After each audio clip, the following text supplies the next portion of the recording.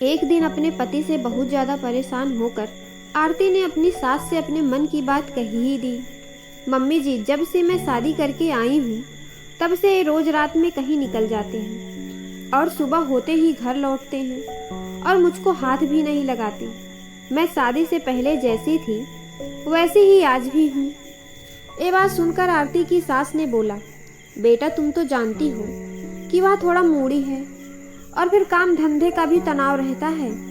तो बेटा ऐसे में एक बीवी की जिम्मेदारी होती है कि वह घर के साथ साथ अपने पति को भी संभाले।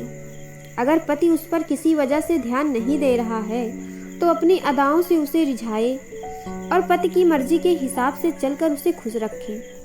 मनीष की मम्मी बातों बातों में आरती को रास्ता दिखा गई थी। आज शाम को जब मनीष घर आया तो आरती ने होठों पर गहरे रंग की लिपस्टिक लगाई हुई थी और मैरून रंग का एक सुंदर सा नाइट सूट पहना हुआ था। आरती को देखते ही मनीष को यह एहसास हो गया था कि आज वह कुछ अलग लग रही है।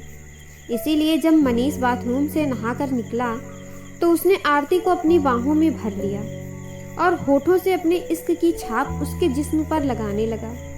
पर इतने में मनीष का मोबाइल बज उठा। ऐसे वक्त किसी का फोन आना मनीष को अखर रहा था और तभी मनीष ने कहा, अरे आरती, थोड़ा काम याद आ गया है, अभी निपटा कर आता हूँ। भला अपनी नई दुल्हन को इस तरह छोड़कर कोई जाता है? और फिर ये इस तरह से रोज रात को कहाँ चले जाते हैं? अब आरती गहरी सोच में पड़ गई थी। अगली सुबह तकरीबन 10 बजे की बात है। जब आरती अपने कमरे से बाहर आ रही थी तो उसने बरामदे में नौकरानी सीमा और मनीष को एक साथ खड़े हुए देखा। वे दोनों बहुत ही धीमी आवाज में एक दूसरे से बातें कर रहे थे। उसी समय मनीष ने अपनी जेब से कुछ पैसे निकाले और सीमा को दे दिए और सीमा ने जल्दी से वो पैसे अपनी कुर्ती में रख लिए। अब आरती एक पल को शक में पड़ गई थी, क्या मनीष और सीमा के बीच कुछ चल रहा है? तभी आरती के दिल से आवाज आई कि अरे आरती, जिस नेक दिल पति ने अपने काम के आगे अभी तक तेरे कुंवारे जिस्म को नहीं छुआ, वह भला एक नौकरानी के साथ? तू भी न जाने क्या क्या सोच लेती है। फिर आरती अपने हाथ को सिर पर पटक कर मनीष की तरफ मुस्कुराते हुए बढ़ गई और सब कुछ अपने दिमाग से निकाल दिया। आरती एक दिन मेज पर कुछ फाइल और किताबें रखी थी जिसे वह सही करके रख रही थी। तभी एक पुरानी किताब नीचे गिर गई और उसमें से एक तस्वीर बाहर निकल गई। अब आरती की नज़र उस तस्वीर पर पड़ी तो हटी ही नहीं। हटती भी कैसे? यह तो उसके पति मनीष की तस्वीर है जो सिर पर सेहरा बांधे किसी और के साथ है। इसका मतलब मनीष की शादी पहले भी किसी और से हो चुकी है। अब आरती की आंखों में आंसुओं का सैलाब आ चुका था। इस तस्वीर को लेकर आरती दौड़ी दौड़ी अपनी सास के पास पहुंची और बोली कि मम्मी जी, यह क्या है? यह इनके साथ कौन है? क्या ये पहले से ही शादीशुदा हैं? एक साथ कई सवाल आरती के जहन में घूम रहे थे। बेटी आरती, हमने तुमसे यह राज जरूर छिपाया है, पर यकीन मारो हमारी मंशा कुछ भी गलत नहीं थी। मनीष की शादी जिस लड़की से हुई थी वह दिमागी रूप से बीमार थी। उसके घर वालों ने अपने सिर की बला टालने के लिए हमसे झूठ बोलकर मनीष के साथ अपनी लड़की को बांध दिया। पर मम्मी जी, जो धोखा आपके साथ हुआ वही आप लोगों ने मेरे साथ दोहरा दिया। आप लोगों ने हमसे यह बात क्यों छिपाई? हमें यह बात बताने की जरूरत ही नहीं समझी गई कि मनीष का गुजरा वक्त ऐसे हादसे से भरा है। और क्या अब आप लोगों को इस तरह का राज छिपाना मेरे और मनीष के बीच तलाक की वजह नहीं बन सकता? आरती बेटा, तुम्हारा गुस्सा जायज है, पर जरा यह भी सोचो कि अब उस लड़की का मनीष की जिंदगी में कोई वजूद नहीं है। वह लड़की एक दिन पता नहीं घर छोड़कर कहाँ चली गई। हम लोगों ने चारों तरफ उसे बहुत ढूंढने की कोशिश की पर वह नहीं मिली। मनीष की मम्मी ने लंबी सांस लेकर बोलना जारी रखा, वह तो भला हो डॉक्टर शर्मा का, जिन्होंने इस हादसे से उभरने में मनीष की मदद की। अब अगर तुम उसे छोड़कर जाना चाहती हो तो जा सकती हो। मेरे मनीष के नसीब में औरत का साथ ही नहीं है शायद।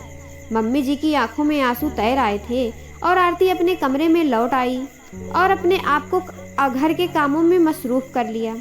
तभी उसकी सास आई और बोली, बेटी आरती, मैंने तुम्हें डॉक्टर शर्मा के बारे में बताया था ना, जिन्होंने मनीष का इलाज किया था।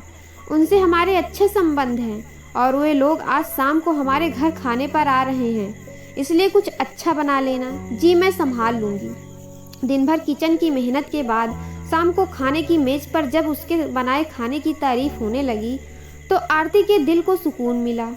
अरे आरती, जरा हमारे साथ भी तो बैठ लो, मिसेस शर्मा कहते कहते उठकर किचन में आ गई थी।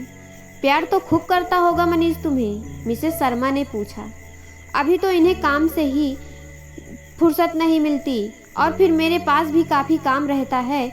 ऐसे में आगे की बातों को आरती ने मन में ही दबा दिया। कुछ दिनों के बाद मनीष अपनी नौकरानी सीमा के साथ ऊपर कमरे में था, जिसकी भनक आरती को नहीं थी। लेकिन अचानक किसी काम की वजह से उसे ऊपर जाना पड़ गया। जब वह ऊपर गई तो उसके पैरों तले से जमीन खिसक गई, क्योंकि रूम में से मनीष और सीमा की आवाज़ आ रही थी। जब आरती ने कान लगाकर उन दोनों की बातें सुनने की कोशिश की तो वह उन दोनों की बातें सुनकर दंग रह गई, क्योंकि उस समय उन दोनों की सिसकियों की आवाज़ आ रही थी और दोनों उस हाल में थे जो कि एक पति और पत्नी ही हो सकते हैं। अब आरती के दिल में एक अजीब सी बेचैनी होने लगी थी। उसका दिल बहुत तेज धड़क रहा था, मानो वह अभी बेहोश हो जाएगी। वह जल्दी से नीचे आई और अपने कमरे में जाकर बेड पर लेट गई। उसे अभी भी यकीन नहीं हो रहा था कि उसका पति उसके साथ इतना बड़ा धोखा कर रहा है।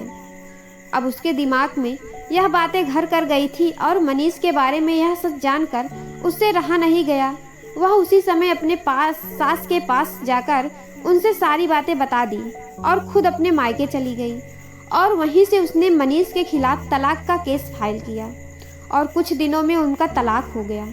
अब आरती के घर वालों ने उसकी दूसरी शादी करा दी, जहां वह बहुत ही ज़्यादा खुश थी।